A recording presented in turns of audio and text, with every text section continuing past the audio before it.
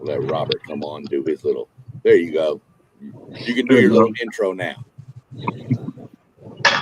Hey, sports fans! This is Robert with WTP Sports News.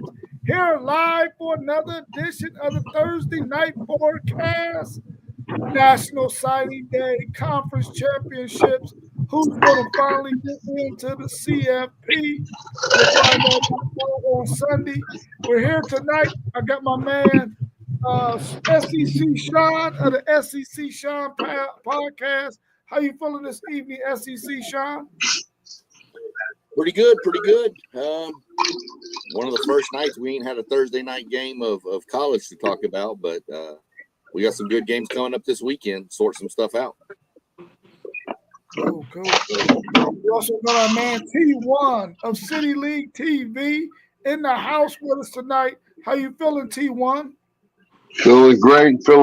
What it do? Ready to rock and roll. You know how it is. For sure.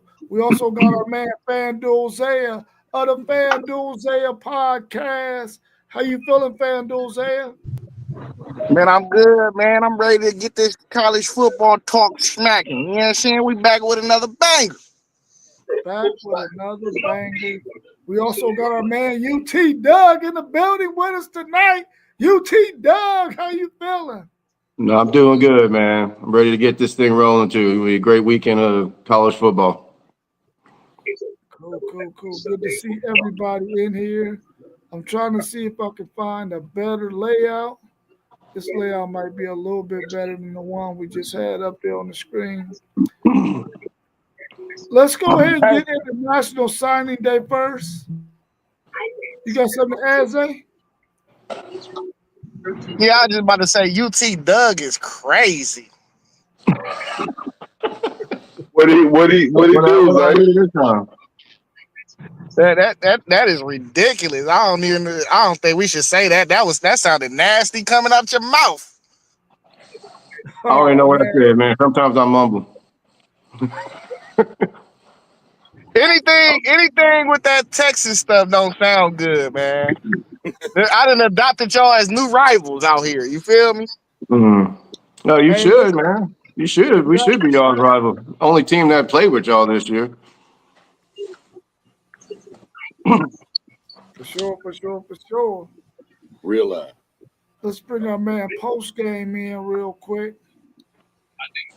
Let's also welcome our man Post Game of the Post Game 86 podcast in the building with us tonight. How you feeling, Post Game? Feeling good. How y'all doing tonight? Great. Doing good. All right. Well, let's go ahead and get into some of this talk tonight. Let's go ahead and start off with let me throw this out real quick, Robert. Oh, yeah, go ahead. Real quick, just to update everybody real quick, if you haven't seen or heard the news, James Madison has hired Billy Napier. Oh, that's dope. Okay. Good for Billy. University of Summerall has hired Kentucky's defensive coordinator and Georgia Tech's offensive coordinator. Okay. Appreciate it. So pretty good hires going on at Florida for the two coordinators, and then James Madison, I think, get it out the park pretty good with that hire. Yeah, I think so too. I think that's a really good place for him to go ahead and build himself back up again, and hopefully get him another one of those Power 4 school jobs again. I don't think he did that bad of a job at Florida. He just was up against it, being in the SEC. You know. He's an experienced guy. They've been building for this moment. They've invested for this moment. How excited are y'all about your team's early signing day recruits? Who are your 2 or 3 guys you're excited about? hey, somebody got the TV on behind them.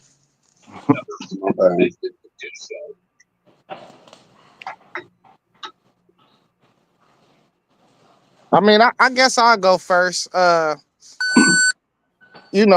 I like what we did. I like our defensive class is just bonkers.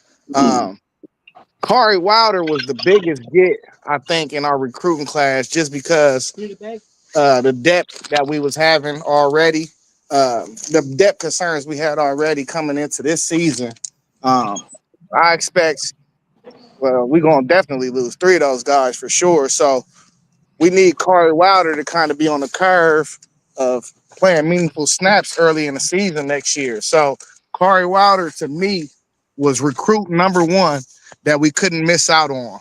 Um, Another guy that's also on that defensive line, big boy Jameer Perez that we got from Glenville. He about 360. We need to tune him into a one tech. Uh, Probably, we had Tyleek and K McDonald in back to back years. We need to groom another one of them type of guys. But also the cornerback position, I thought we missed out on a couple guys in the last cycle. We didn't hit our numbers. So just for depth keys, I thought we needed to take three corners in this class. We only took two though. I don't know, they might address that position in the portal. But one thing I'm proud of is we got our two guys. Um, really, Timmons came on late, but we got our number one guy off the board, which was Jordan Thomas. And he was our number one guy from the jump. That's why we didn't really full court press Singleton, who's committed to SEC Sean School, or the other kid that's out of Ohio. I think he went to Illinois or something. But we didn't press neither one of those guys because they wasn't number one on our board through our scouting department. So, um, and then the last guy, of course, Blaine Bradford, number one safety out of Louisiana. That kid is a thumper. Like we keep on trying to chase up some of these safeties. It was Jet Washington, then it was what's the kid that committed to Mississippi State? Sean, you can help me out. Was it Adcock or something like that, right? I can't. No, it's not. I can't think of his name. Let me But keep going. I'll look it up. he was players to us, and we was trying to pair him with Bradford, but we wasn't able to get him. So it's cool. Like Bradford, that's a kid that you might not never think is gonna go to a school outside of Louisiana just because LSU always get those kids. So them are the five guys. And I could talk about more of them, but them are the five guys I thought were like, you cannot miss out on these guys just because of what our team is projected to lose over the next year.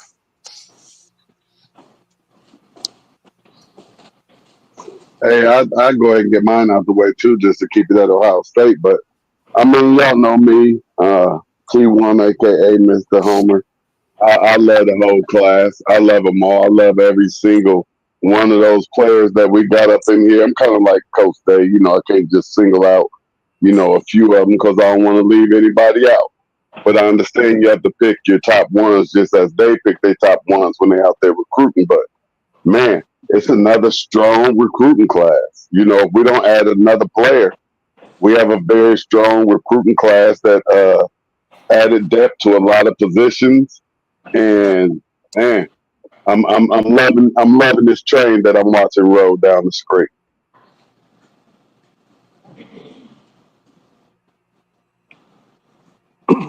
It was Okay, Womack, well, Fandle, Womack. Womack. Okay, Yeah, Braylon Womack. Yeah, Braylon Womack. Yeah. yeah. nice. Um, I'll jump out real quick. I mean, I like what we got. We didn't focus on one side of the ball or the other. We're pretty balanced all the way across offense and defense both. Some of the top ones that I was really, really wanting was the kid out of California, Brandon Arrington. He's number one athlete. Projected to play safety. Could play both sides of the ball. He's another kid. We went after a lot of speed in this recruiting class. That's another kid that ran junior AAU Olympics out there. The running back, I've mentioned him in the chat, KJ Edwards out of Carthage High School here in Texas, is just you give him a seam and you're not catching that kid. He's I looked up his stats today just real quick. For the 4 years he's been a starter on varsity, he's never averaged less than 11 yards per carry. That's crazy numbers. I like the D lineman out of Georgia, Bryce Perry Wright. Like him. There's the kid I mentioned, the other kid out of Iowa Colony High School down in Texas, Warren, another elite speed guy. And I like the running back we got today. I like our running backs we got. Baxter, I like him. Our Baker, I forgot the kid's name already. I just like the depth we got at pretty much all the key positions. Plus, I'm finally glad to see that some of the linebackers we got aren't these 5'10", 5'11" guys. They're like 6'2", 6'3" guys now. Add a little more meat to that second level.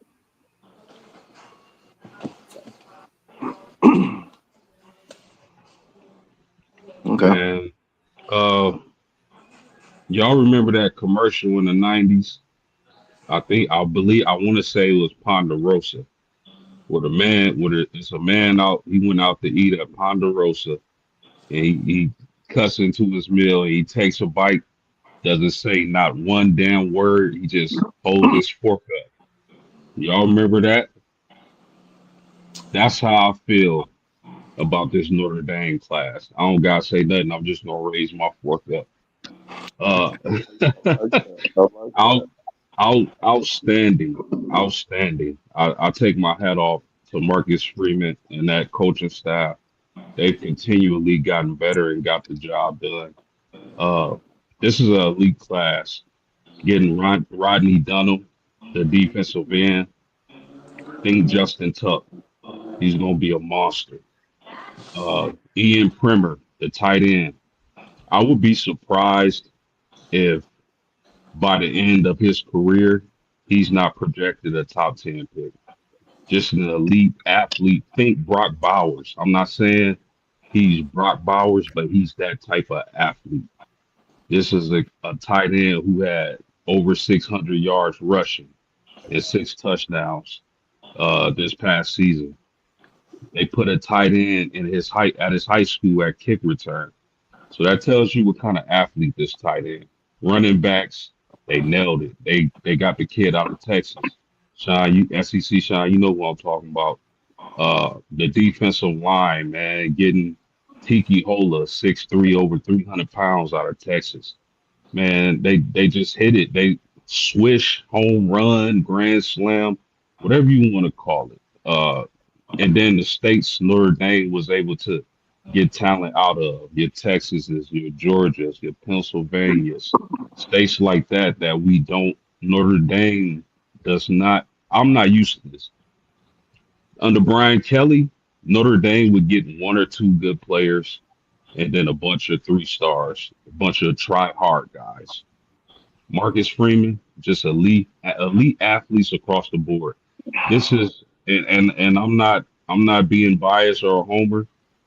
Anybody looking at this objectively knows this is the number 1 DB class in the nation. Just outstanding job, man. Yeah, I agree, man. Notre Dame did do pretty good, man.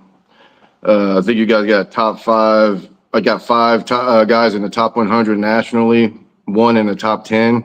That's pretty damn good. Texas, man, I thought they did pretty well. I mean, they signed 23 kids. Mostly on, I think they concentrated more on defense, to be honest with you, besides a couple studs that I'm really excited about, especially Jermaine Bishop Jr., nephew of Michael Bishop. He's this guy's elite, man. I mean, people in Texas cannot stop talking about this kid. He does so much. He's been a 4-year starter at Willis. I think he started off playing defensive back at first, but they put him on the other side of the ball as a sophomore, and I mean they can't get him off the field, man. I mean, this guy is so electric, and they got him a quarterback too. I say Diabell, but I think it's Diabell or something like that. Yeah, son of Raja Bell, if y'all remember that cat back in the day, man, basketball. The guy was cold. He's from Florida, American Heritage. You know, out of the 23 kids, we did sign 11 out of state, which, you know, normally I'd be like, well, that's a little crazy. But man, when you're signing kids out of Georgia that are top 5 at their position, I mean, if they want to come to Texas, bring it on, buddy. You know what I'm saying? So, but they also got another kid out of Maiden Creek here in Houston. He's a linebacker, Kosa Okapala or something like that. That kid is going to be a stud. Now, you know, Maiden Creek ain't a big time program, man, but you know they play a lot of good teams for sure. Richard Wesley, he's an edge rusher out of California. This kid's a top. I think he's one of the top 100 kids.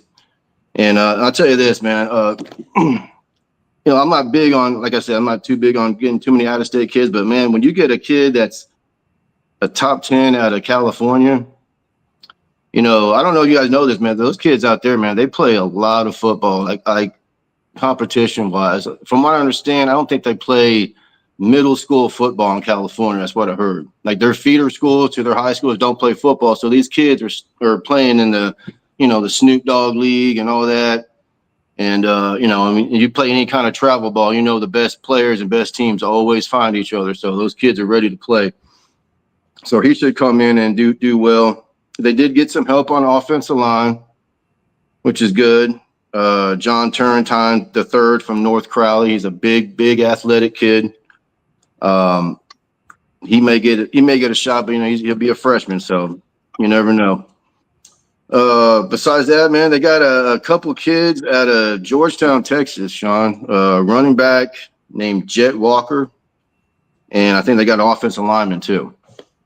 I think they had a pretty good year this year. One of the kids. That's the school that Moss's nephew plays at. You're kidding me. That's right, dude. Georgetown. Is it Georgetown? 2029 kid. Oh, wow. Yeah. Okay. Good, man. Well, got a couple of teammates going to Texas, man. So that's pretty cool.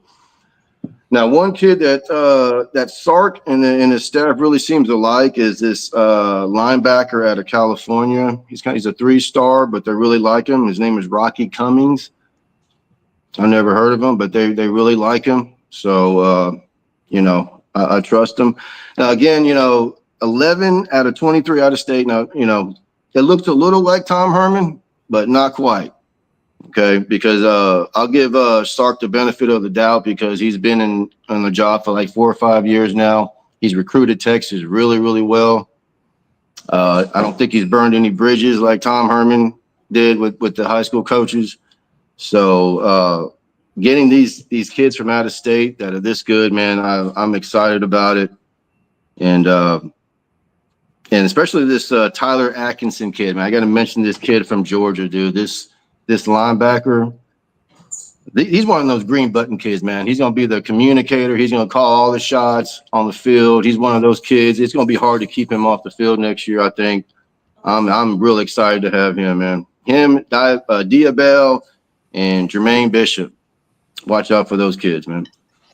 So there's nobody else for you to talk about, Robert. Doug covered the entire recruiting class for Texas from 2024, 25, 26, 27.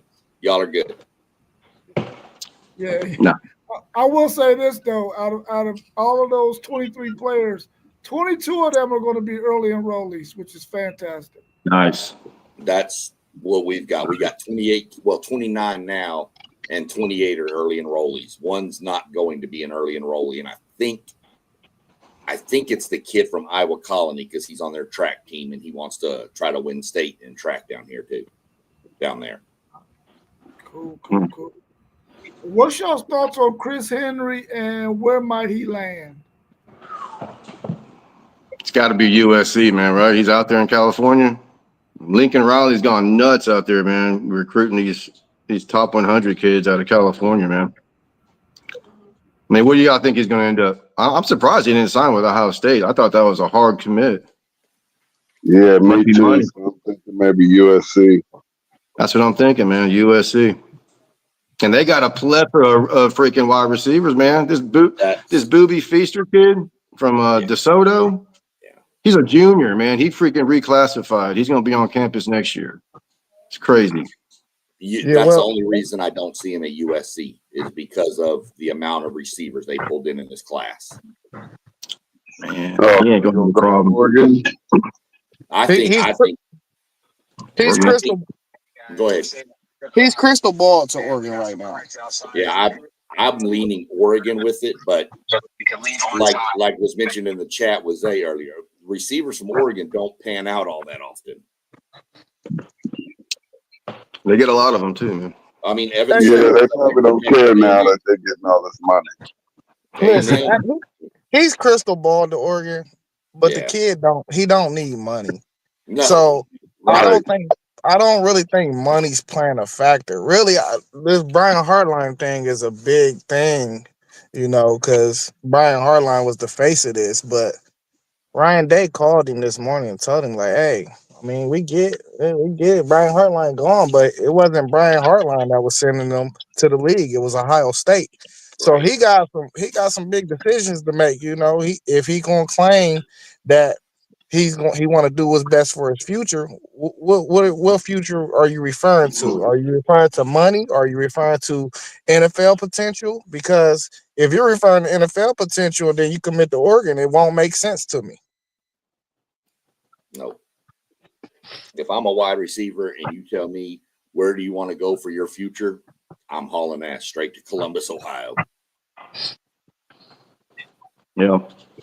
I mean, I'm sorry. You hear all this DBU out of LSU and all this stuff. It's wide receiver U for sure. I mean, it's more than a wide receiver U, but they put out more wide receivers into the NFL than any other school. I mean, and we got the best quarterback in college football. He's tripping. Like, who you want to throw it to you that's going to be better than what you be walking into at Ohio State?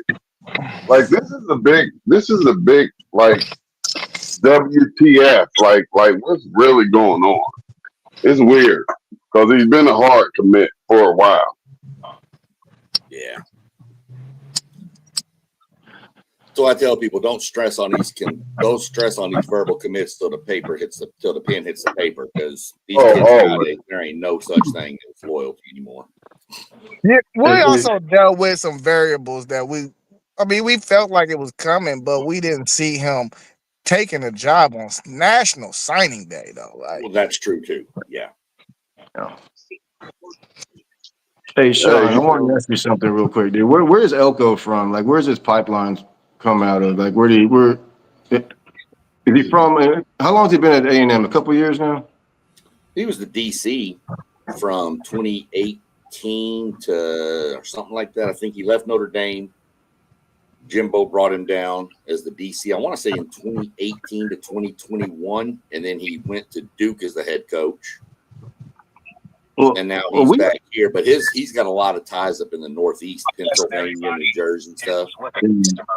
Because I'm just wondering, man. I mean, 26 kids and only 9 from the state of Texas, man. That's a little wild. I know we're losing a lot of kids. It's not 20 years ago. It's national now.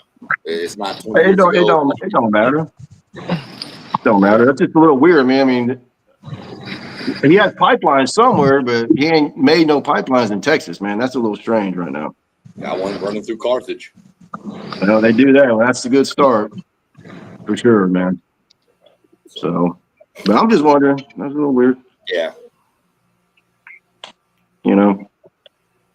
Texas Tech signed 20 kids, 16 from Texas. Call them West Texas kids. Yeah. TCU, all of their kids are from the state of Texas, but they're ranked 38th in recruiting. But you should see some of these high schools that they got these kids from. It's amazing, dude. But y'all see Penn State's recruiting class is lower than Harvard's. Oh, wow. Yeah. And Virginia Tech went from 140 to 22nd? Yeah, they got 2 recruits at Penn State. Damage control. That's rough. They really dropped the bag, man. They really dropped the bag for sure. And DeBoer turned them down today. You said what? DeBoer turned them down today too. He said, "I have no interest in that job." Yeah. They're cursed, man. Do y'all think Chris Henry is trying to see if he can get which one is going to give him the most bag, the biggest bag? It shouldn't be about the money. He ain't hurting for nothing. But of course, as a businessman, if you're looking at it money wise, you do want to make the most money that you could possibly make. But maybe he feel like, hey, I'm already good enough. It don't matter where I go. I'm gonna be a first round draft pick. Yeah, that the Chris Henry thing is extremely interesting, and I don't have any insight on the situation, of course, but I would think that he would want to go to a place like Ohio State, looking at all the receivers they produce as of late. Um, but it may come down to a situation where he just wants to be closer to home.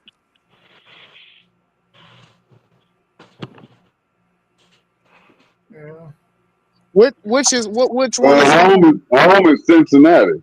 Yeah, home is Cincinnati. That's home for real. He got adopted to the West Coast. Yeah. Well, it may be a situation where he want to stay out west. There I you go. don't know, because I don't know why a receiver of that caliber would have second thoughts about a school like Ohio State. Is perplexing. Yeah, it's pretty mind boggling. I think the way that Brian Hartline thing is just holding right now, I think he'll come back to his senses though. I really do. I think he'll come back to his senses. He was just at Withrow, and he signed a Adidas shoe deal, maybe a few months back. He just passed out Adidas cleats to all the Withrow football players. So his ties is still down here. He still love Ohio. He's still an Ohio kid. So I don't know. I think some of the smoke need to clear. I don't even think he's gonna sign this early period, honestly. I think he's gonna wait it out. What they got until what? The end of the day tomorrow? Yeah, signing period in I think tomorrow, if I'm not mistaken. But that's just for the early period. Yeah, just for the early period, yeah. Okay. He can still well off sign in February and still be on campus early with the early enrollees. Yeah. Who knows? He might have already done signed with somebody and they just keeping a hush hush. That happens a lot too. Big facts. I thought the early release come in January. January. I heard they're not doing that no more. Oh, okay. Yeah, well, what I'm saying by that, T1, is even if he signed in February, a lot of these kids graduate early. So he could come as soon as he done, he could come and still be on campus early. Mm-hmm. Yeah, all you gotta do is have a financial aid package. He good to go. Yeah, but that blow kind of lesson for me anyway, because Jaquaden Guilford signed. So Jaquaden Guilford, Brock Boyd, and we got Jaden Ricketts all coming to. Yeah, that blow. If we don't get him, I would be sad if we didn't get him. Like I'd be like, oh damn, you know what I mean? But the blow lesson, man, Jaquaden. I don't know if y'all hip to Jaquaden Guilford. That's a Fort Wayne kid. Post game. Mm-hmm. And yeah, it is tomorrow when signing period's over. It's a 3-day window. Find out tomorrow. But you're right. I mean, he could wait till February. He can get on campus in January and he can be with around the team. He just can't be working out or nothing until he signs. But I mean, he can still be handed a playbook.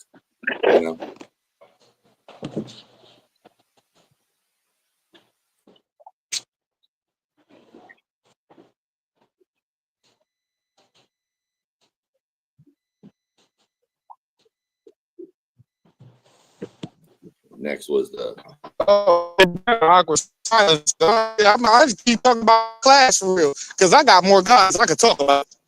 You know what I mean? It's more Right. guys. Yeah, I agree. The boy Rimhart. Y'all gonna hear his name in like 2 years, 3 years. He's 6'5", 200 right now. They're gonna put about 30 pounds, 35 pounds on him. He's a linebacker, but he's like the prototypical Arvell Reese project. That's what we're gonna turn him into. We're gonna turn him into Arvell Reese. Where is he from? I want to say he a Jersey kid. One kid you made me think of this post game when you mentioned that one kid that you had, Tristan Givens. He's a DN. He played wide receiver last year in high school. That kid's just a freak athlete.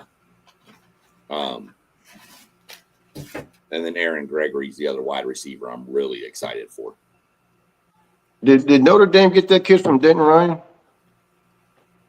That he was like a big kid, dude. Tight end, defensive end. I thought. Oh no. Did y'all get Finley's kid? Jermichael sir. Finley's kid. Man, y'all got all the damn. I want to ask y'all too. Yeah, I want to ask all you guys, who is that one underrated prospect in y'all's class that people might not know that y'all gonna see maybe 2-3 years down the line they gonna blow?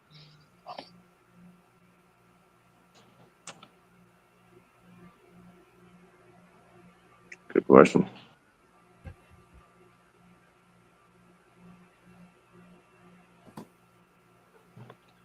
Tyvon King. Port Arthur Memorial High School linebacker. Goes by the nickname Tank. Yeah, he was on our board for the longest, Sean. I know exactly what you're That talking kid, about. Yeah. he's, what is it? I think he's a 3-star. Yeah, he's a 3-star kid, graded as a 60 or a 79. He's 6'1", 210. But the kid has no fear. Doug knows what I'm talking about when I say them Port Arthur Memorial guys are cut different when they come off the bus. Man, it looks like the scene from The Longest Yard where Adam Sandler go over to play ball with Michael Irvin. That's what it looks like comes off the bus at Port Arthur Memorial.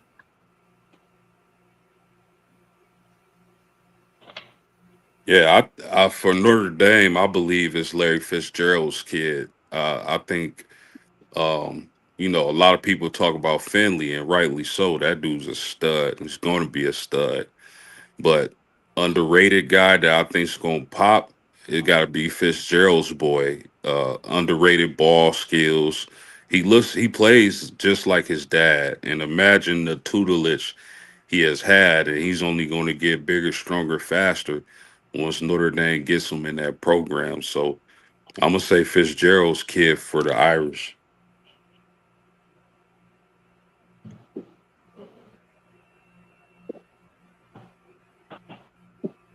Yeah. Yeah, well, I don't know. oh, okay, go ahead. I'm sorry, man. I didn't really thought about it, honestly, man. So I'm probably gonna go. I mean, like I said, they really like this Rocky Cummings kid from California. He's a 3-star linebacker. So maybe him, or maybe this Georgetown running back. I think they flipped him from somewhere. I can't remember from where, but he was kind of a late commitment. So they saw something in him. So and he's a 3-star too. So I'd probably go with either Jet Walker from Georgetown or Rocky Cummings out of Cali, linebacker.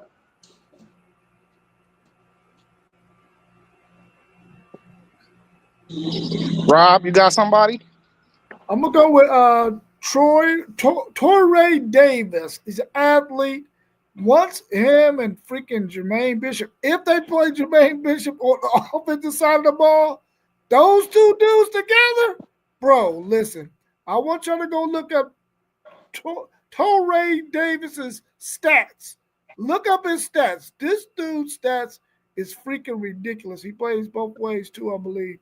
His stats is ridiculous. Just go look him up. You're going to be like, wow, are you serious? This dude's stats is ridiculous. Catching the ball, running the football, the whole 9 yards. This dude is unbelievable stat-wise.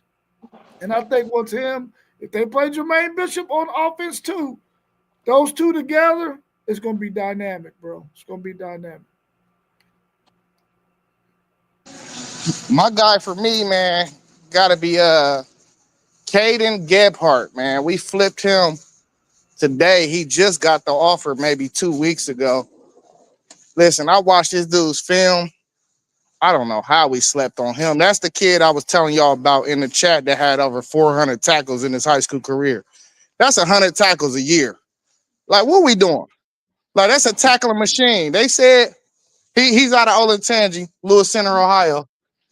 We got a linebacker from there too named CJ Sana. They said this was the hardest hitting defense in the state. I'm talking about when he come up, he trying to put you in the ICU real quick. Like, he hit that hard. And I'm thinking that they gonna put some weight on him too and try to keep that twitch that he got and put him at linebacker. Because if you put 25 pounds, 30 pounds on that kid and he can keep that speed that he got and still keep the thumping, that dude gonna be an animal, man. I don't know. Like I said, I don't know how he made it the whole recruiting cycle without an offer from Ohio State. Maybe it's because we was after more nationally known guys, but man, this dude is a thumper. I was going to joke with you when you put that in the chat, and I was just going to make a joke about it. Be like 400 tackles. Either they got nothing in the front seven and he plays safety, or he's really good at coming downhill.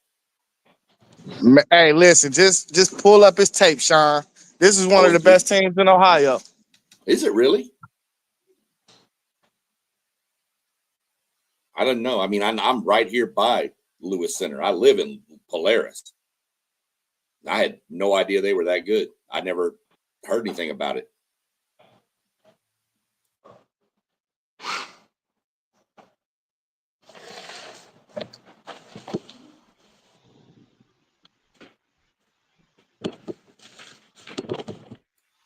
Okay, I am excited too that we got a kicker. That's always good to bring in. Our kicker sucks. Hey, well, let's. Oh, go ahead. The kid we brought in, though, he's from Louisiana. 56, 60-yard field goals, kicking the ball through the uprights on kickoffs. I'm like, okay, you got a strong leg now. Where's it going? So, but if he makes it through the uprights, I'm good. But God, we need a kicker so bad.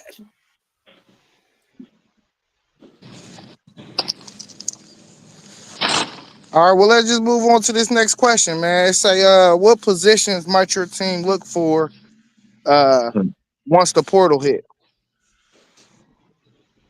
Shoot, offensive line for sure for Texas. They need that bad, man. And I don't care where they come from. I think I wrote this down, man. I want freaking physical, nasty, and dirty even. I'll take any of that. I want some chippy ass offensive linemen, man. I'm so sick of Texas getting pushed around, man. It's you don't know what offensive line is going to show up, man. It's crazy. This John Turrentine kid is going to help him. He's a freshman. He's a big kid, athletic. He'll help him, but they need to get some offensive linemen that want to hurt people, man. To play in this SEC, I'll tell you that right now. To go play with Georgia and all this other crap, because it's getting pretty bad over there with the offensive line. I mean, last year it was good. Don't get me wrong. Last year was great. Had like 2 or 3 guys go to the NFL, but we need to get some kids in here that are chippy at the offensive line. Yeah, it'll be offensive line and defensive end for us too. If I just name just the top 2. But yeah, it'll be offensive and defensive line for us. Yeah, maybe linebacker too. That's what I figured we're looking at. We're probably going to look for some D-line help more than O-line. We've got a pretty decent O-line that we've been around for a couple of years. Younger kids, we may look for 1 or 2 offensive linemen, but we've got some youth on the D-line coming that's really strong, but I think we're going to need to add some veteran presence into there to kind of help them along. So, but that's really all I see us going after.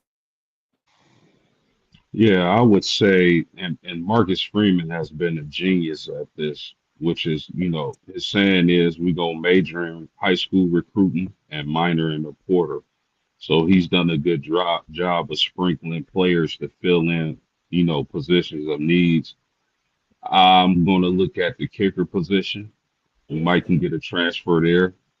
I'm going to look at backup quarterback because with CJ Carr playing so well, I'm pretty sure Kenny Minchey is out of there once he gets the chance to transfer. Maybe a defensive tackle. So you'll never see Notre Dame with a huge transfer portal class, but a few to sprinkle in and fill in the blanks. That's what they're good at. What the best program? Yeah, I think Ryan Day is so ahead of the curve, man. He know we're gonna probably most likely be playing into January this year, so the portal is kind of really out of the question for us. So we took 6 extra kids in this class than we actually initially wanted to once they changed the date to the portal. We was going to settle on 21, 22 kids. We signed 28. We still got one more we could possibly sign with Chris Henry, and that'll be 29. We was only going to take 2021 though. So I think they're ahead of the curve. They understand that they needed a few extra bodies in certain places.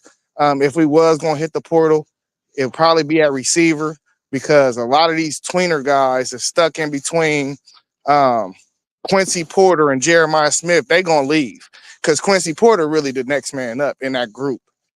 He's a monster.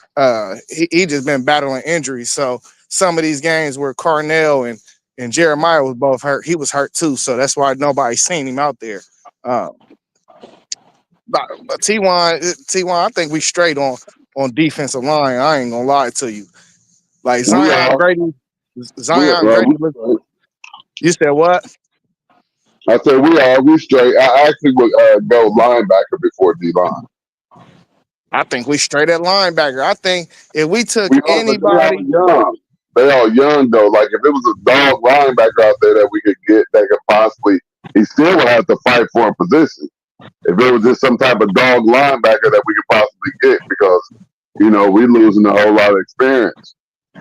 Yeah, but that's why Peyton Pierce been on the field a lot. I like both of them. Yeah, Pettijohn, he a monster. And Pettijohn. I love both of them. Yeah, we just like Notre Dame in the aspect though. Post game, we don't really want to take portal guys. If we got to go plug a hole, we go plug a hole. We ain't really trying to take portal guys though, because it's a lot that go into that. You got to fit the culture and everything. So I don't necessarily think we want anybody out of the portal unless we want to build some depth somewhere, which the only position I can see is receiver, because I think some guys is going to leave from there. That's my thing with us. I mean, we were only planning to take 22, 23 kids. We got 28. We still got a couple more we could grab. Elko's trying to build the depth and then use the portal like we used last year to go get Concepcion and Craver. And then we got that Tyler Onyedum out of Iowa State to just kind of add some depth and fill some holes. And 2 to 3 kids out of the portal, 4 kids, fine.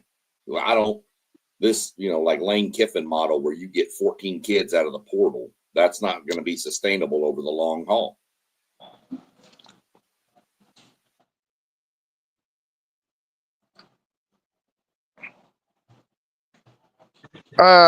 The next question on the docket: what other big names have yet to be signed?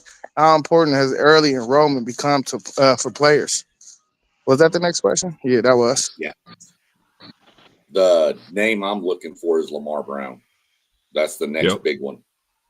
Yep. Lamar Brown might be one of the only real big ones. I mean, we've already talked about Chris Henry, so that's why. But I think Lamar Henry is probably the biggest one left on the board.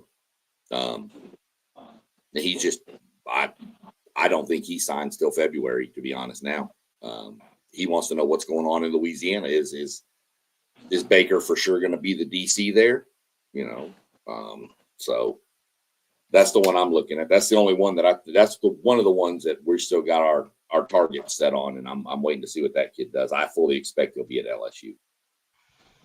That's the #1 recruit in the nation, right? Yeah. It'll be interesting to see what he does. Yeah, I put in the chat, I talked about Calvin Russell. Top 30 kid, I want to say. Top 7 in receiver position. He committed to Syracuse, but Michigan applying pressure to him. So I want to see what's going to happen with him because he want to play basketball and football, and that's what Michigan offering. So that'd be interesting to see how that go down. 6'6" though, 6'6" receiver, another big body, super athletic. Dude he a beast for real. They say he could play. They say he could play quarterback or safety. Damn.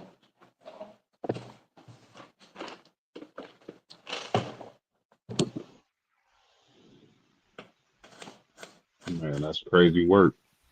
But before we jump into the games up top, Zay, did y'all see the best troll job ever today? You talking about the crumble cookies? Boy, brother, I knew. Oh you'd my be on God, boy! He tore him up with that, didn't he, Sean? Dude, y'all know that Penn State tried to get BYU's coach.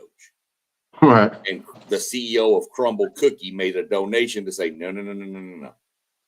So James Franklin has his introductory press conference today at Virginia Tech with a box of Crumble Cookies right on the desk. I went, bro. That's beautiful, man. Oh, my God. I was just like. Dude, what Penn State was the first one that fired their coach, too, man. That's crazy, man. Hey, I ain't mad at Penn State at all because you got to get it right. And maybe in this pool of coaches, like I mean, as much as everybody was screaming Lane is not the best coach. He's not even top 5 best coaches in college football right now. Lane's never won a conference championship anywhere. Yeah, Lane never won a championship. What are we talking about? He did as an assistant, but not as the man though. Like it's a whole different ball game. Everybody hanging off Saban's belt won a damn title. Exactly. I mean, hell, I could have been a coach out there and won a title. Shit. I mean, but yeah, I mean, that's just, I mean, they're going to be in trouble next year for the year after too, though, because that's a total rebuild at Penn State at this point, man. That's crazy. Unless they just get a coach that can bring in a bunch of players again. I don't know.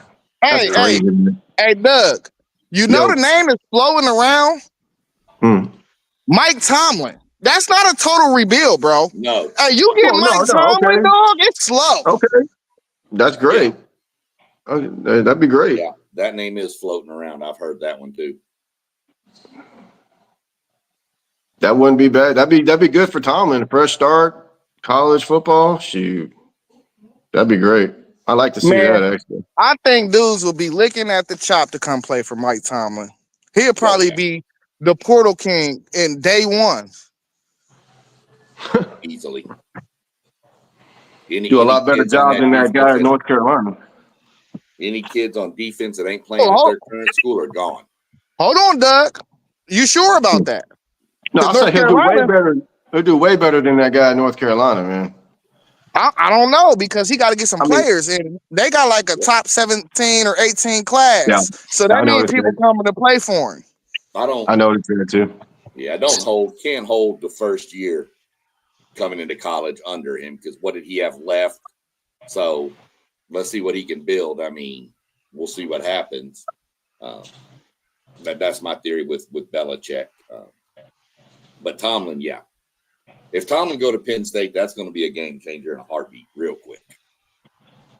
Yeah, I got to say, if I'm not going to one of the top elite programs, Texas, Ohio State, Notre Dame, and Georgia, I'm taking a long, hard look at North Carolina because the head coach and the experience he has and the connections to the NFL he has.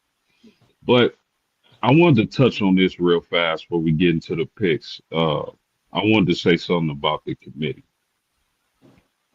If we're going to have a committee of people who pick and choose which teams get into the college football playoffs, we need transparency.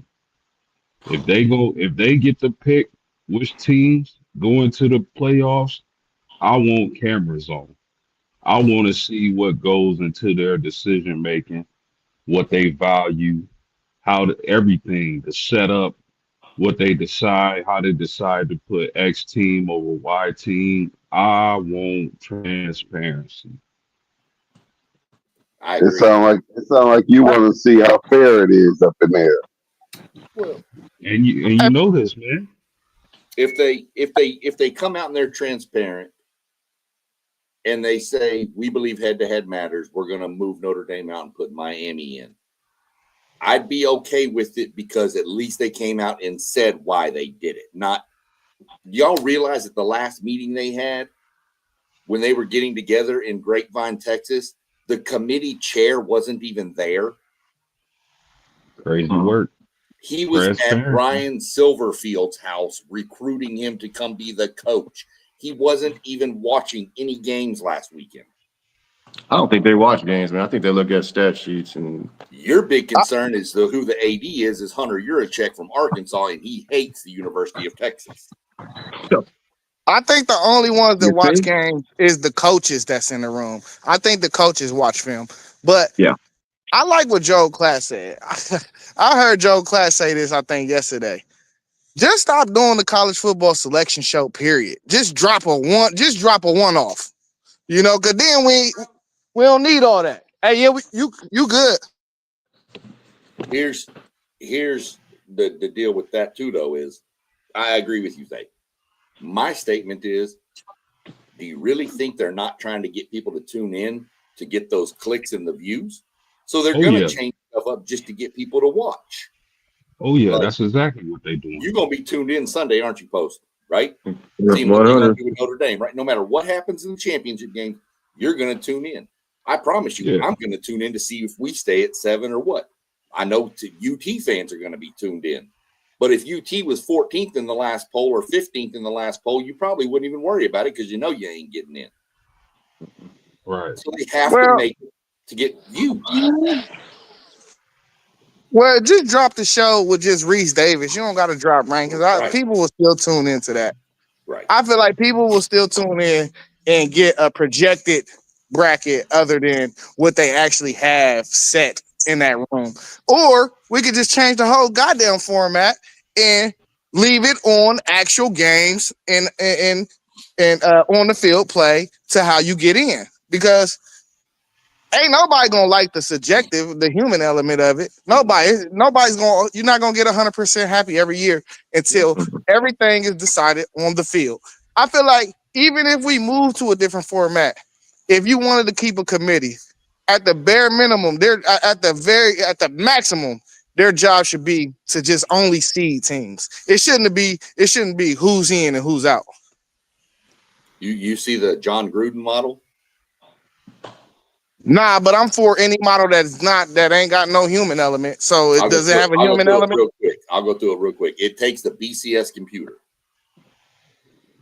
It Masquerading. prints out the top, like this weekend coming up, championship weekend, right? It prints out the top 12. The two teams playing in every conference championship, the Power Four, are locked in. So you have 8 teams locked in. That's what I was thinking. Then you take the BCS rankings from that, and you take the like 5th place team, whatever, and they play you have a play-in tournament on championship weekend.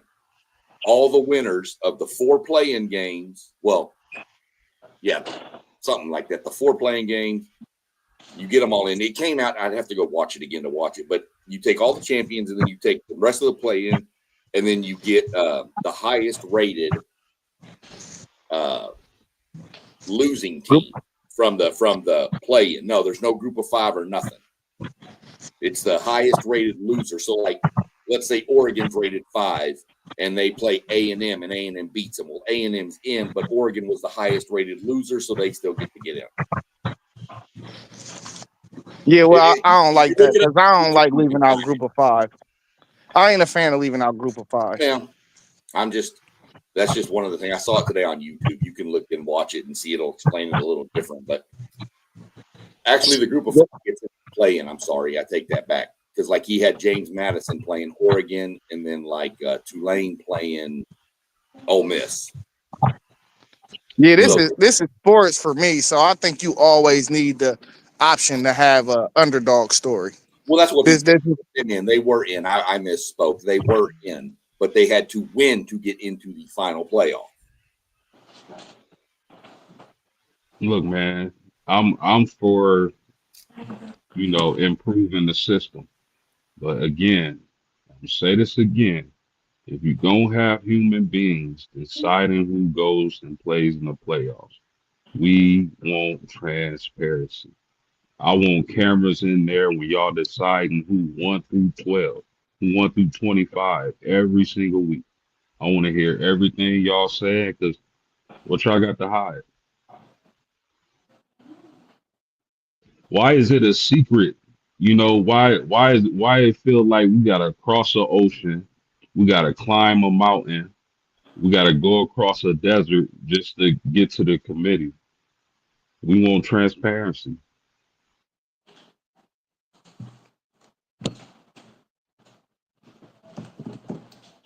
Yeah. No, I agree 100% with that. I think Sarkeesian was talking about this. I think it was today, saying that they're gonna stick with the commitment they had with Ohio State, to play them next year and all that stuff. Because these schedules came out back when they're in the Big 12, anyways, right? But he said after that they're gonna have a serious sit down and figure out what we're gonna do past next year.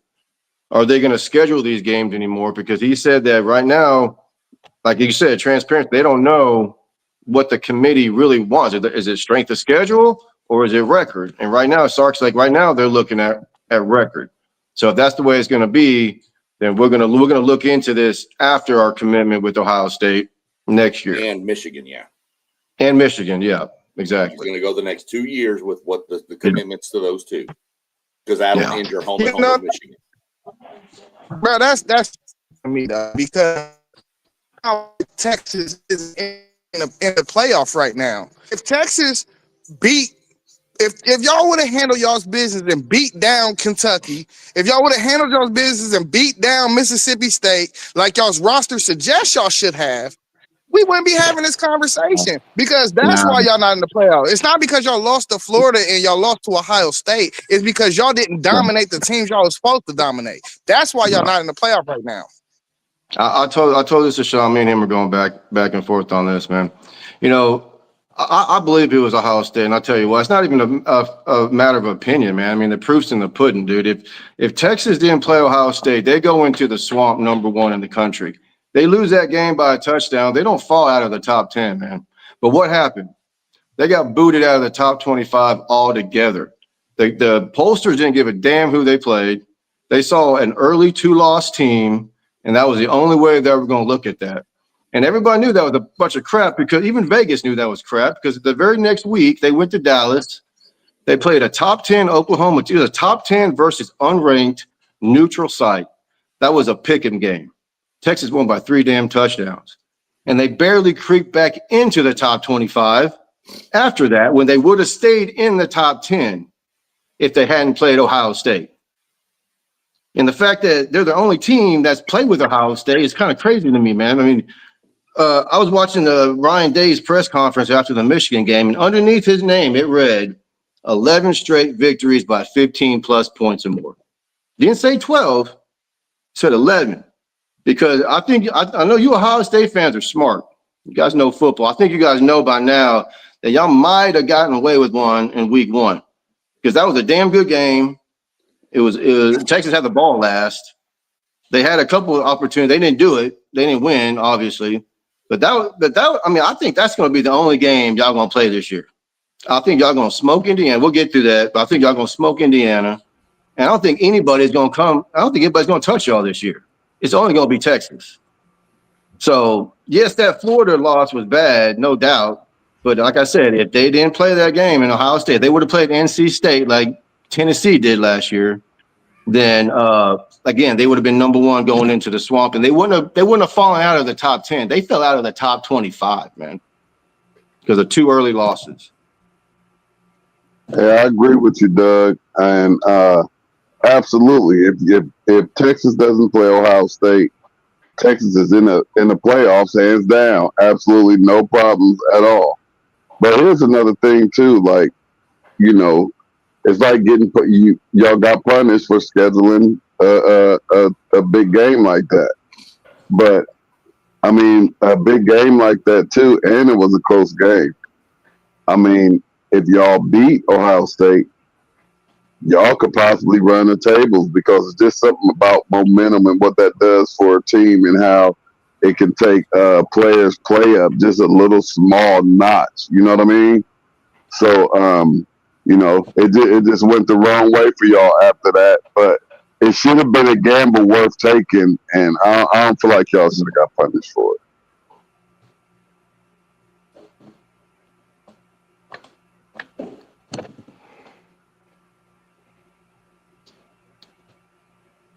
All right, well, y'all ready to get into the action that's going to take place this weekend? Let's go. Yeah, All as right. long as I don't have to hear no more about all this, we lost to them and them and them and them and them. My text message blew up. Post game, y'all shouldn't have played A&M or Miami. What? It is what it is at this point. So tomorrow we got number 24, North Texas, who's favored by 2.5 points at number 20. Tulane, over and under 67.5. Fireworks, y'all. What do y'all think about this game? The winner gets into the college football playoffs. How y'all think this one goes?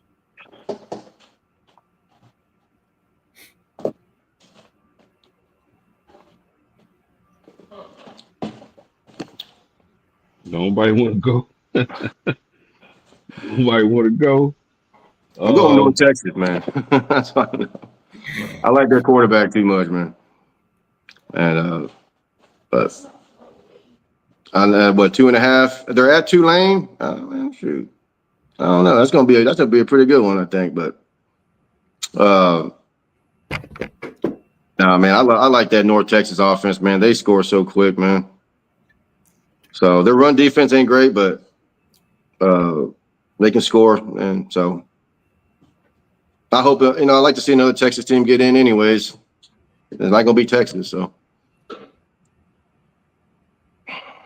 Yeah, I only like watching games like that when ain't nothing else on the watch, so it don't really matter to me.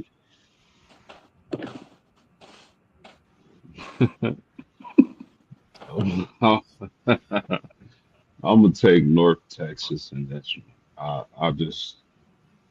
I picked this team like 6-7 weeks ago, maybe 8 weeks ago, and then the next game they got barbecued by USF. But they rebounded well. Uh, I was surprised what they done to Navy. I expected Navy to run the ball all over them, and that wasn't the case. Um, so I'm gonna take North Texas in this game. I think they find a way to get the job done. Their offense is a beautiful thing to watch. Yeah, I'm going Tulane, man. I'm going with the home team. I heard y'all awkward silence, but I'm at work. I wish I could have said something because I would have called y'all out just like post game did. Everybody want to be quiet now, and we know 2 of y'all want to say North Texas anyway because y'all Texas boys ain't getting in. But all right, let me stop my rant. I'm going Tulane though, man, because they at home, bro. I'm just going with the home team. I do think this North Texas team is more dangerous for playoff purposes. But home field advantage, man, money on the wood, win or go home. I gotta go with the home crowd, man, to carry their boys through. That stadium gonna be sold out. You already know it is. The whole campus gonna show up to the game. So, yeah, I'm rolling Tulane. But I don't believe that. I think it's the same like we talked about with the playoffs. I don't think Tulane gets them all. They still got to give some to North Texas too. That's cool. Being on your own field is the juice that you need, and having 70% of the fans, 65% of the fans. I'm leaning North Texas. I have been on them for a while. I am concerned about the rain that's looking to fall for tomorrow night in New Orleans. But I think North Texas has a pretty good run game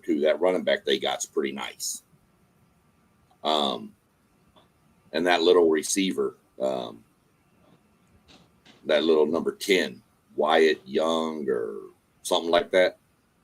Remind me of that little kid from the New England Patriots, all of them that have been through there with Tom Brady. Just give him the ball across the middle and he gone. Oh, those small slot receivers. Dude, yes.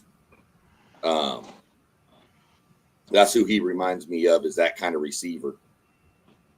I like North Texas. I think North Texas has enough offense to beat Tulane. And like I said, I've been on North Texas for about 6 or 7 weeks, saying they were my selection. So I'm not going to change it now. Man, I'm going Tulane, Tulane, and Tulane again. There's no way in heckity heck if I'm going to want to see North Texas in the college football playoffs and my Texas Longhorns ain't in there. I already got to deal with the freaking fact that Texas A&M's trash asses in there, Oklahoma's trash asses in there, Texas Trifling. trash asses in there, and then North Texas too. Yeah, well, North Texas do this: drop the North and put Texas in there, and then I'm with it. But I don't want to see North Texas get in there, and I got to deal with 3 other dudes that I don't want to be in there either. And we not in there, please, man. Come on, Tulane, make my dreams come true. Make my dreams come true. Let's go. What do y'all think about Duke at number 17, Virginia, who's favored by 4 in this game? The over and under is 57.5. What's your thoughts on that matchup? Man, Virginia. Virginia. The ACC and them officials ain't going to let Duke win this game. There is no way in hell. There is too much money involved if Duke wins this game that the ACC is going to miss out on. Virginia. I've already put them down, and I placed a nice little one on Virginia. That's the lock, huh? Dude, there's if Duke beats Virginia, if I'm another school in the ACC, I'm leaving because that conference cares nothing about us. There is no way. Yeah, I'm with you, Sean. They paying them refs, bro. They gotta pay them because not only do your conference have a chance of getting left out of the playoff, you know, you ain't bringing no money in, but who the hell? We all gonna lose money, the whole sport, because nobody gonna probably watch them 2 games they put them group of 5 schools in. Nobody gonna watch them. We're gonna be like 45-17, everybody taking the over. You know what I mean? Everybody gonna win a couple dollars if you just put 1,000 or 100 or whatever you got to put on it. Everybody gonna win a couple dollars. You know what I'm saying? So nah, they gotta put the fix in right now. I promise you, it's probably already in. It's not. You know, they're going to have a controversial replay. And, you know, the ACC do that where they show you the control center. They're going to have all of a sudden a glitch and a power cord going to be unplugged. You ain't going to be able to see nothing or hear nothing. And they're going to be like, nah, get the ball back to Virginia. They're going to call offsides on kickoffs and everything. Dude. Hey, Duke all the lights going to go off. Did you say all the lights going to go off like the Super Bowl? Dude, no, well, just in the command center when they're doing a very important replay of like, did the ball cross the goal line? You ain't gonna be able to see nothing, and then all of a sudden it's gonna be, yeah, the ball did cross Virginia, and we all saw that it didn't cross the goal line. Oh yeah, Duke better not put their hands on a player, or it's gonna be holding. Duke might have 95 penalties in this game. I'm about to say, what you think the over under of how many penalties they catch in this game? Dude, We got to start at somewhere like 8. We gotta. No, I'm going to start the over under at 10. That's a lot. And I almost take the over on, and we're not talking total penalties. We're talking for Duke. I'd probably set it at 8 to 10 would be probably right. Maybe say 9, and I'm probably taking the over. Might as well just say 8-5, bro. 8-5, Yeah. 8-5. May want to go 8-5 then. I'm still taking the over. I mean, a Duke DB that might, you know, have a piece of hair fall out and touch a Virginia receiver's getting flagged. This is going to be bad. And I'm going to watch every second of it just to laugh at the crap. That's the only reason why you're gonna watch that game, Sean. It's just to see that happen. I didn't even think about that, man. That makes so much freaking sense. It's kind of scary, man. But yeah, Virginia by as much as they want to, I guess, man. I mean, they're a good team anyways, but Yeah, I'm gonna take Virginia in this game. I look for them to control the line of scrimmage and run the ball with that RB, even the quarterback. I think they get the job done. Nobody can afford Duke winning this game. I know as a Notre Dame fan, I can't. Duke can't win this game because if the ACC has no representative coming out of their conference winner, then I'm quite sure they'll make sure Miami is in. So I'm going yeah, Virginia in this game. that's a good point.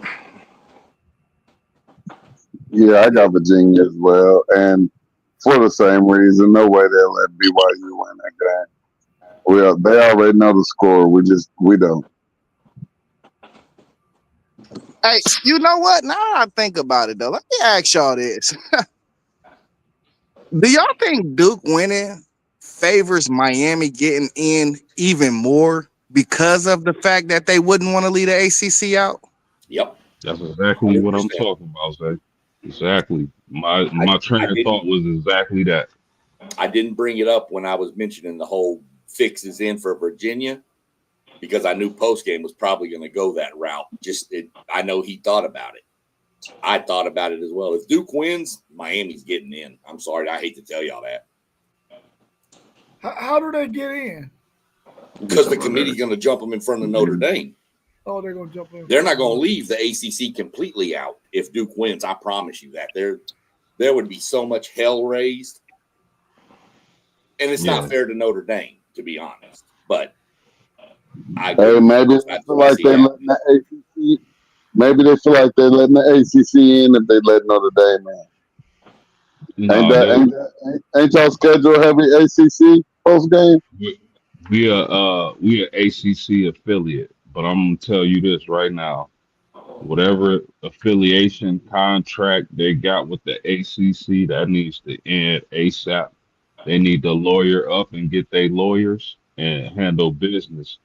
Because there's no way, if me and you in a business together, we got a business agreement, how I look like advocating against my business partner. That makes zero sense. And that's a spit in the face. So if I'm Notre Dame, I'm doing everything I can to get out that contract with the ACC. I'm going to holler at the ACC or the Big Ten to replace them. Simple as that. And if I'm Notre Dame also, basketball, baseball, all that getting out the ACC. That's just me though. Yep, 100%. That sounds about fair to me. 100%. Plus, it was saying Notre Dame going in from the ACC because they play the ACC schedule and an affiliate with them. Notre Dame ain't getting the money from the ACC. And the ACC ain't getting the playoff money. That's why if Duke wins, Miami's going into this playoff. Okay. What do y'all think about number 11, BYU, at number 4, Texas Tech? Texas Tech is favored by 12.5 in this game. The over and under is 49.5. Does Texas Tech blow BYU out again like they did in the regular season? You two boys from the University of Texas better hope they do. I do. I hope they do. I don't know if they will. They're going to beat them pretty good. If BYU wins that game, you can definitely go ahead and start hanging the pads up. I know for sure. I need Alabama to lose. I need BYU to lose. I need Alabama to lose bad. Bama's not going to matter. If Bama loses and it's close, Bama's staying in. That's why it was important for them to jump in front of Notre Dame. Bama's not coming out, even with a loss. Unless they get blown out, they're not. That's what I'm saying. If they get blown out of the water, maybe. But yeah. I agree with that. I heard some analysts and I got to really think about the last show. They put Alabama ahead of Notre Dame for they was preparing for what was coming because they know Bama not beating Georgia. But I'll make my picks as I'm talking. I need Texas Tech to win this game. If BYU wins this game, that's another scenario where Notre Dame could be out. So I need Texas Tech to win this game. They're the better team. They should punish BYU, but I also could see them saying, "Let's stick it to Notre Dame. We don't have nothing to lose. We gonna be in the playoffs, win or loss. Let's let BYU get a W." You know what I mean? But if everything's everything, Texas Tech should win this game easily. Hey, hasn't Alabama beat Georgia like 4 straight times or something? 9 out That's of the last. tremendous. Yeah. Kirby Smart has one win ever over Alabama. Yep. Now, it was the Natty, so it's a pretty good win, but still, Yeah. we'll get to that. That's a one. good point. I got some good thoughts on that one too, though. But yeah, I'm sitting here looking at this, y'all. If Duke wins that Virginia game and BYU beats Texas Tech, and even if Alabama beats Georgia, you've eliminated all the at-large. That's it. Because you're getting 2 Group of 5 and 2 Big 12. And if you take 5 SEC and 3 Big 10, that's 12. Game over.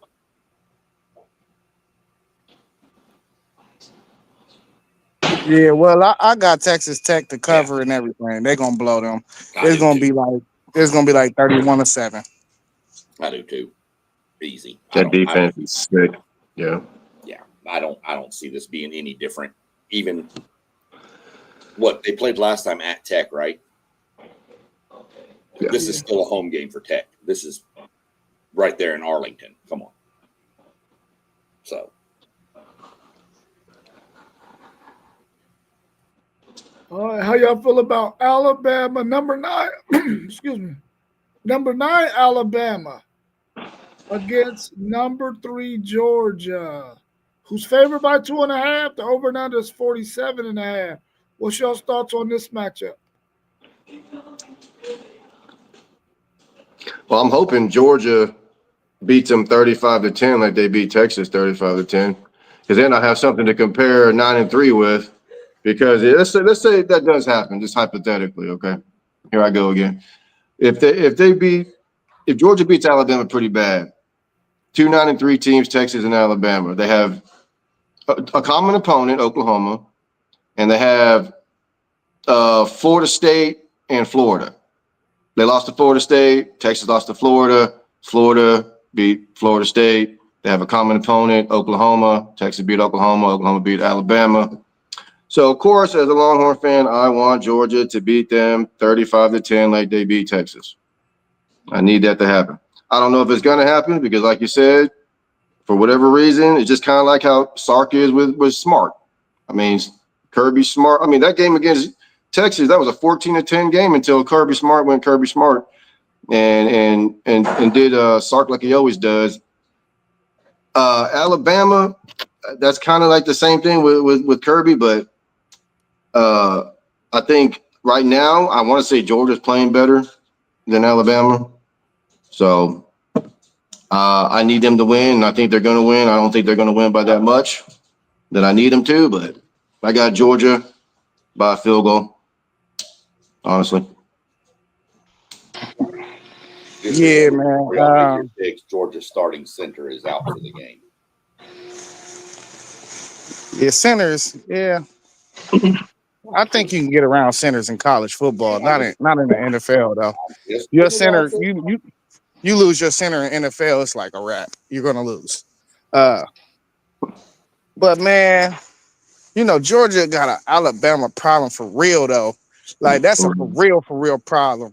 I'm gonna go Georgia, but like I ain't gonna be surprised if Bama win. But I do not like this Bama team. I think they're gonna get popped in the playoffs. I mean, unless they get somebody like Oklahoma that can't score the ball, but it's a lot of bad matchups out there in the playoffs for them. So, hell, I mean, Oklahoma Georgia. Go ahead. But hell, Oklahoma beat them. Yeah, I know, but what I'm Man. saying is, I think they're gonna get popped in the playoffs. Like somebody gonna really have a way. Like, you know what I mean? Like, let me keep it PG, man. I ain't gonna say what I was gonna say, but like, yeah, I think they're gonna get popped for real. But like, this the thing though. What Gunnar Stockton am I gonna see on Saturday? You know, because I think that matters. I've seen two sides of Gunnar Stockton, but the reason why I'm gonna pick Georgia too though is he showed me more gut. Like when somebody gut check, even if he not playing well, he always make a play. So I'm gonna pick him to win that QB matchup on Saturday. Or is that game on Saturday? Yeah, on Saturday. Yeah, I'm gonna pick them. Yeah, give me Georgia in this game. I know, man, I'm with y'all. Kirby Smart got an Alabama problem. I get it. I understand. But I think beating this Georgia team for Alabama twice is going to be a difficult task. So I'll take Georgia by 7.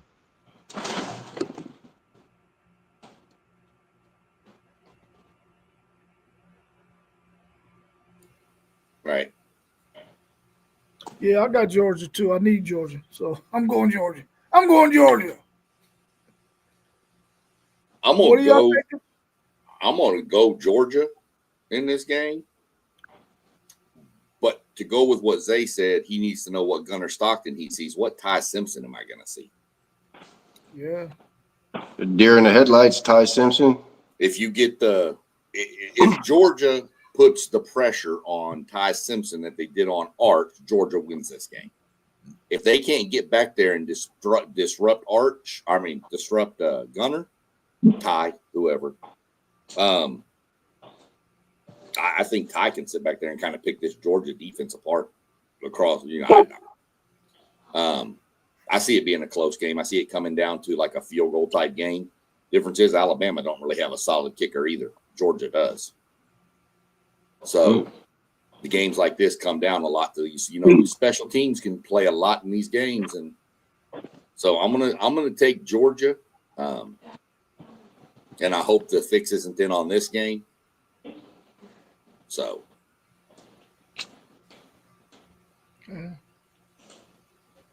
All right, the last one of the night, we got number 2 Indiana versus the number 1 Ohio State Buckeyes, who's favored by 4 points in this one. The over and under is 47.5. How do y'all see this one going? Can Indiana keep this thing close? Nope. Not close enough for Ohio State. Buckeyes all day. Ohio State boat races Indiana. Yep. They humble Indiana for 2 years in a row, man. Indiana's has a good offense, and they're pretty physical. They haven't seen an offense like this yet, and they definitely haven't gone against the defense like this yet. I don't think there's any hope for Indiana. Not, on paper, roster-wise, it shouldn't even be close anyways, man. I mean, I like their quarterback at Indiana, but I think he's in for a hell of a day, man, honestly. Yeah, but as we learned, looking great on paper versus Kentucky, that didn't help either.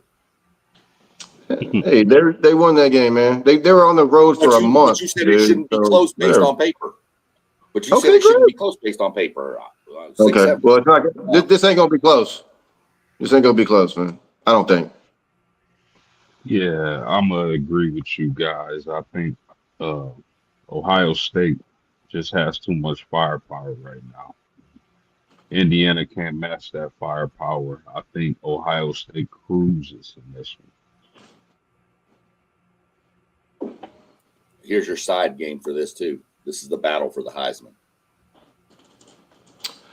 That's true. That's true. And I like that Indiana court. What's his name? His last name?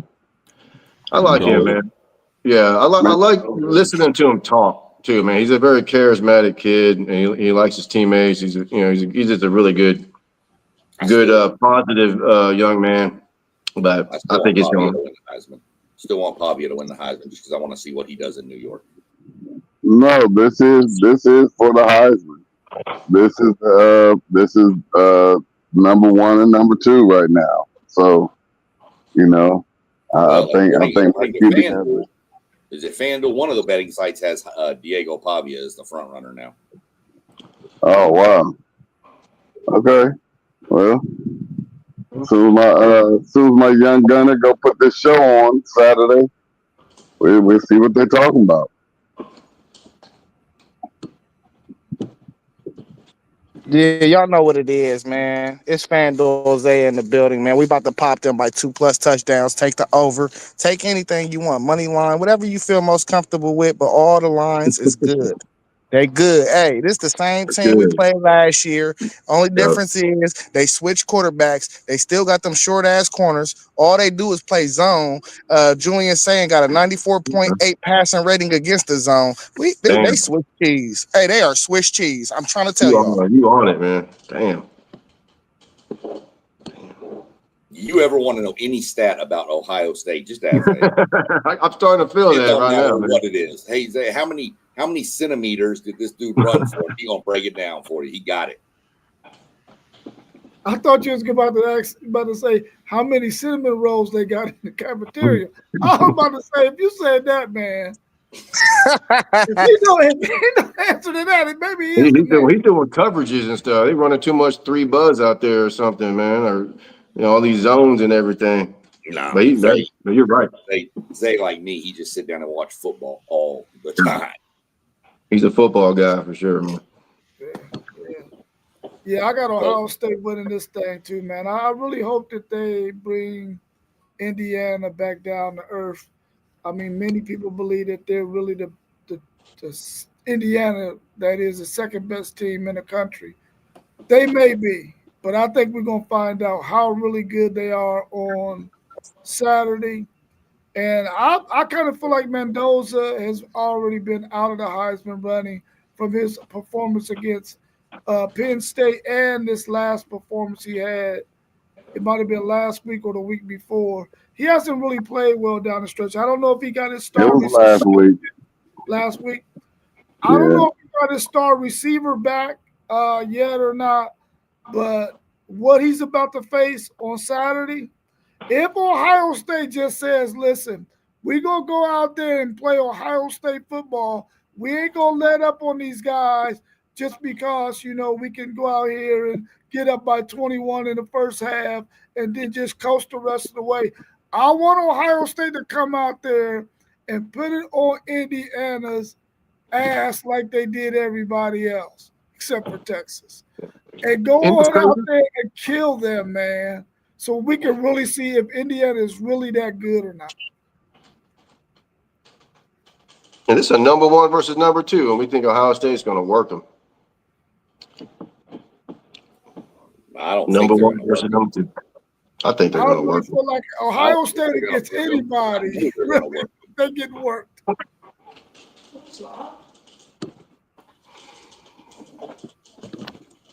Okay, so if y'all want the lineup to how to set your weekend, here you go. Starting tomorrow at 7, you have Troy versus James Madison. Then you have Kennesaw State at Jackson State at the same time. At 8 o'clock, you get Texas Tulane and then UNLV Boise State. Saturday, your noon kickoff is BYU Texas Tech, along with Western Michigan and Miami of Ohio. Follow that with the Georgia-Alabama SEC game at 8 o'clock, Indiana, Ohio State. And when you get bored with Ohio State crushing Indiana, you can go finish the cooler of beer with Duke and Virginia because you're going to need something to force yourself to watch that game. That's coming on last. Same time as the Ohio State Indiana game. Ain't no way going. Oh, okay. That's crazy. I mean, they didn't show them no love, right? That's how much they saying to the ACC. They really giving you the finger. Well, I'm kind of shocked that the ACC championship game is on ABC. I thought they might move that to like ESPN 8 or 9, the Ocho or Nueve or ESPN or something. PBS. Well, they probably did that because the Ohio State Indiana game might get out of control. Oh, that's true. you know. So you know how that goes.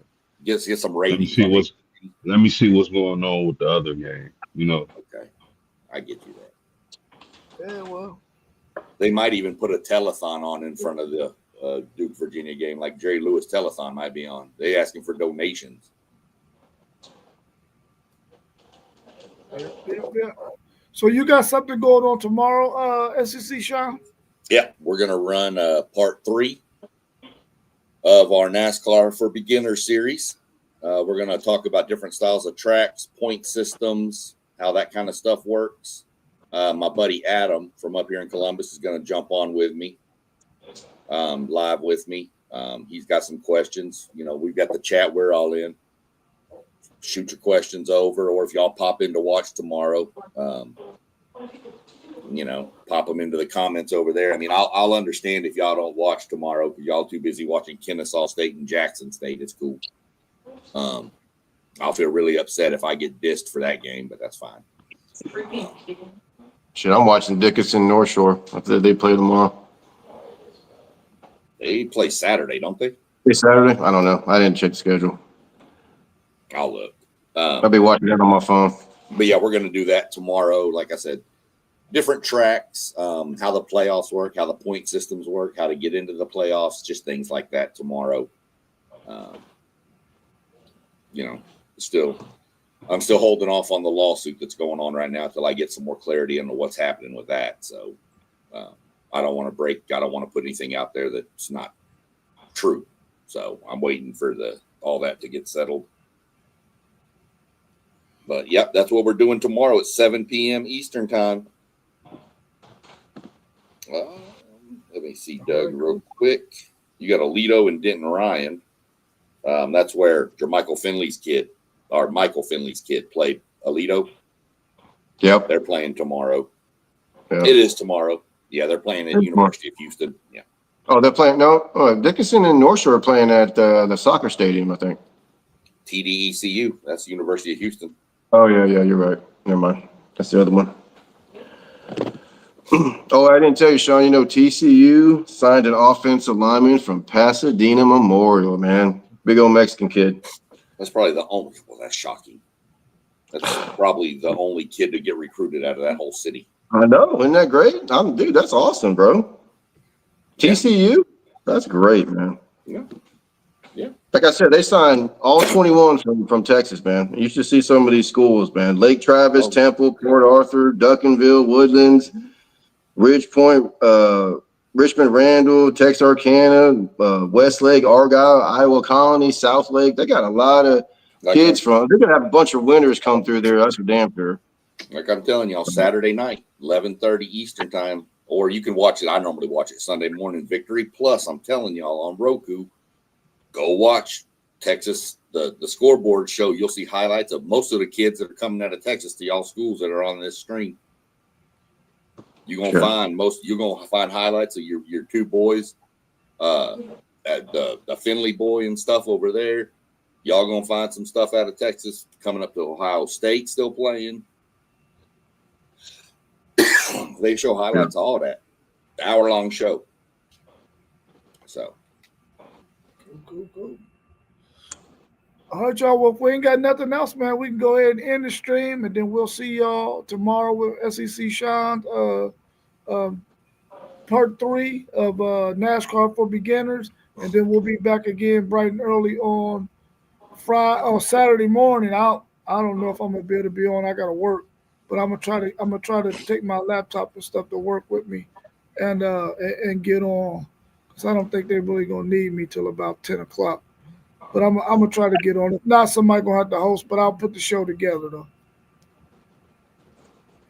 All right, y'all. We'll have a good rest of y'all's evening, man. We'll be talking soon. Yep. Oh, hey! Y'all know the deal. We was in the building. Now we out. Peace. Have a good night.